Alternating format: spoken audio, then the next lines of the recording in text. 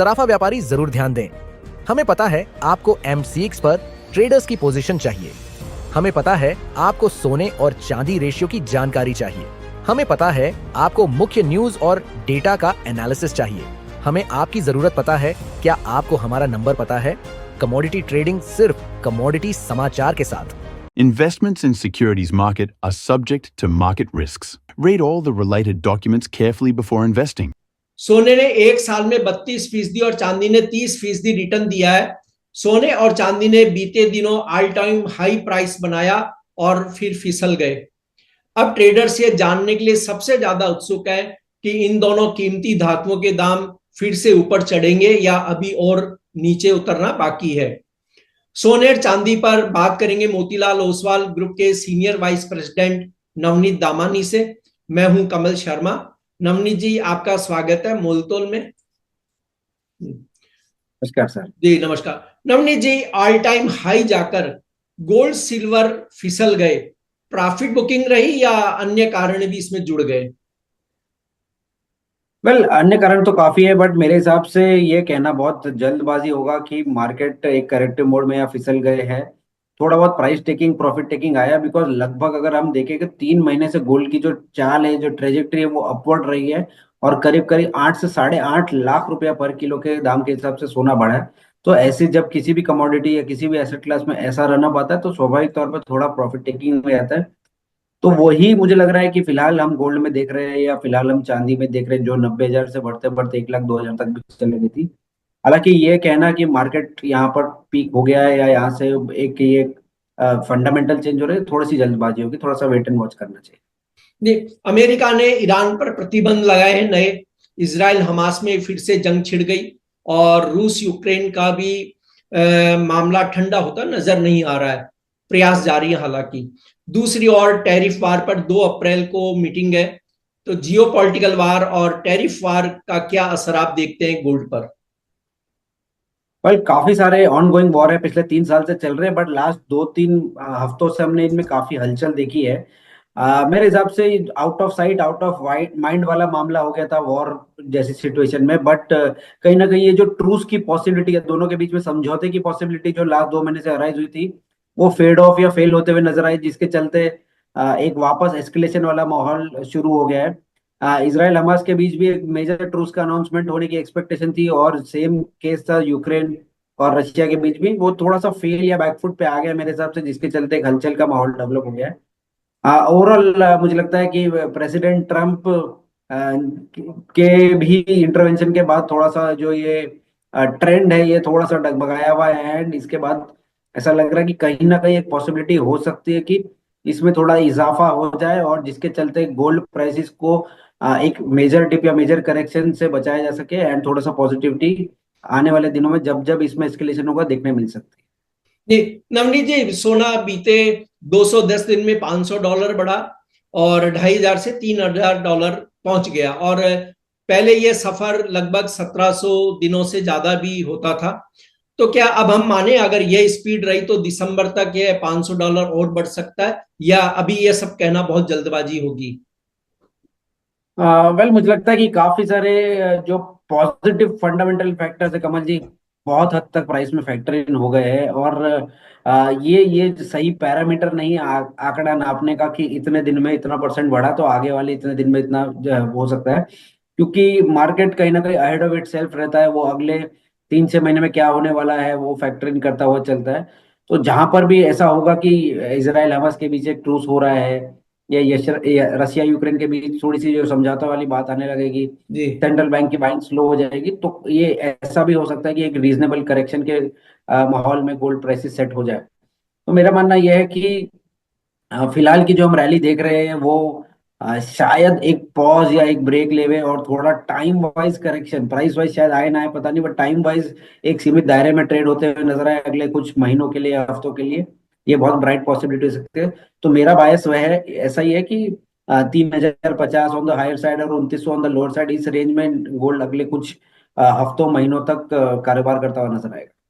जी नवनीत जी, मुझे याद है आपने शो में भी कहा था कि पिछले साल यानी 2024 में आपने जो रिपोर्ट जारी करी थी, research report Motilal Oswal group की, उसमें 1 लाख रुपए के ऊपर आपने चांदी के पहुंचने की बात कही थी।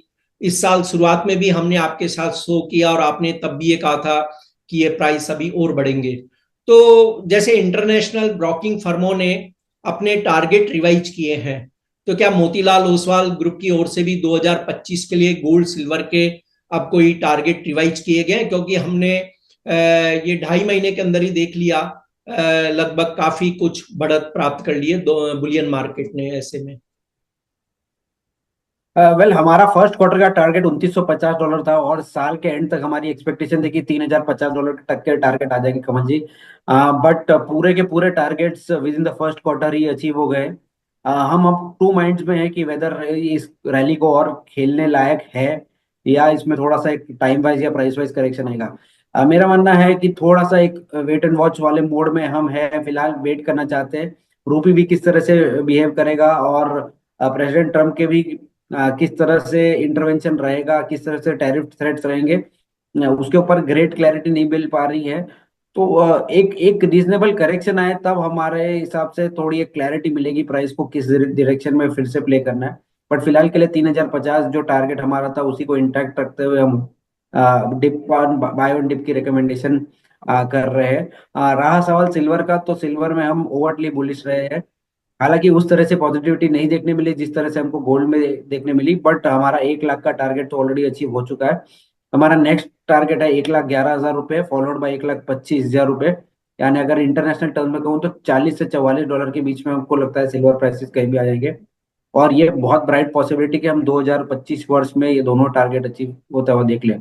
तो यहाँ से बाय ऑन डिप्स की रणनीति अभी भी आपको सिल्वर में कंटिन्यू रखनी चाहिए। टारगेट अभी भी 20 से 25% का अपसाइड का पॉइंट कर रहा है। जी, नवनीत जी, भारत अब तक फिजिकल गोल्ड और सिल्वर के भरोसे का देश रहा, यानी सोने और चांदी को छूकर देखने और रखने वाले हम रहे हैं। लेकिन अब ईटीएफ का भी हम देख रहे हैं कि भारतीय लोगों का कंट्रीब्यूशन उसमें तेजी से बढ़ता जा रहा है। तो किसे आप बेस्ट मानते हैं? ईटीएफ में निवेश के क्या फायदे हैं फिर ऐसे में? वेल बेस्ट तो वही होता है कि आप किसी भी तरह से गोल्ड की रैली को प्ले कर लीजिए और रिटर्न बने, वही सबसे बेस्ट सिनेरियो होता है। आप आइदर वो ईटीएफ फॉर्म में हो, आइदर वो फिजिकल फॉर्म में हो। बट कहीं ना कहीं नई जनरेशन का जो निवेश का स्टाइल है कंवल जी, वो थोड़ा सा डिफरेंट है पहले की जनरेशन से। वो फिजिकली दुकान में जाके क्वालिटी पे अपना समय नहीं लगाना चाह रहे या मेकिंग चार्जेस एक्स्ट्रा नहीं भरना चाह रहे हैं। उनका मानना यह है कि डिजिटली जब काम हो सके तो क्यों फिजिकल या मैं हमको इंटरवेंशन करना है। एंड आज जिस तरह से डिजिटल आपको पैरेलल रिटर्न्स प्रोवाइड कर रहा है फिजिकल के साथ साथ, तो आपको unless you want to buy jewellery jewellery खरीदना है तो आपको फिजिकली ज्वेलर के पास जाना है या बार्स ऑन कॉइन खरीदने। अदरवाइज डिजिटल एक बहुत अच्छा विकल्प रहा है। गवर्नमेंट की अनाउंस सोवरेन बॉन्ड स्कीम तो बहुत ही बढ़िया विकल्प रही है और निवेशकों को करीब करीब ऑलमोस्ट दुगना पैसा लास्ट 7 से 8 साल में प्रोवाइड किया है। बट उसके साथ साथ ईटीएफ एक बहुत अच्छा विकल्प रहा है। गोल्ड एंड सिल्वर के ईटीएफ अगर आप डोमेस्टिक मार्केट में देखेंगे तो लाइफ टाइम रिकॉर्ड इनफ्लो हमने गोल्ड एंड सिल्वर के ईटीएफ पे देखा है। यही प्राइसेस के बावजूद भी जहाँ पे फिजिकल सेल काफी स्लो है, ज्वेलरी सेल स्लो है, ईटीएफ में डिमांड आज भी बरकरार है। तो कहीं ना कहीं डिमांड है, कंटिन्यू रहेगी, बट विकल्प चेंज होते जा रहे हैं, तरीका बदलता जा रहा है इन्वेस्ट करने का। जी नवनीत जी, अंतिम सवाल यह है कि इस साल की पहली क्वार्टर खत्म होने जा रही है और जिस तरह गोल्ड सिल्वर के प्राइस का हमने माहौल देखा है, उनमें रैली देखी है, उसके बाद आप किसी निवेशक को क्या सलाह देंगे कि गोल्ड और सिल्वर में वो निवेश करते समय किस रेशो में करें, कि मतलब गोल्ड कितना लें और सिल्वर किस रेशो में अपने पोर्टफोलियो में शामिल करें? वेल पिछले साल हम 5% गोल्ड और 5% सिल्वर अपने पोर्टफोलियो में इन्वेस्ट करने के निवेश की सलाह दे रहे थे। बट जिस तरह से हमने गोल्ड में एक रनअप देखा है, ये करीब करीब 82% की रैली पिछले 5 साल में इंटरनेशनल एक्सचेंजेस पे आई और करीब करीब 100% की रैली भारतीय एक्सचेंजेस पे आई है। तो मुझे लगता है कि यहाँ से निवेश जो है थोड़ा सा सोच समझ के और थोड़ा सा स्लो डाउन करके करना चाहिए मेरे हिसाब से।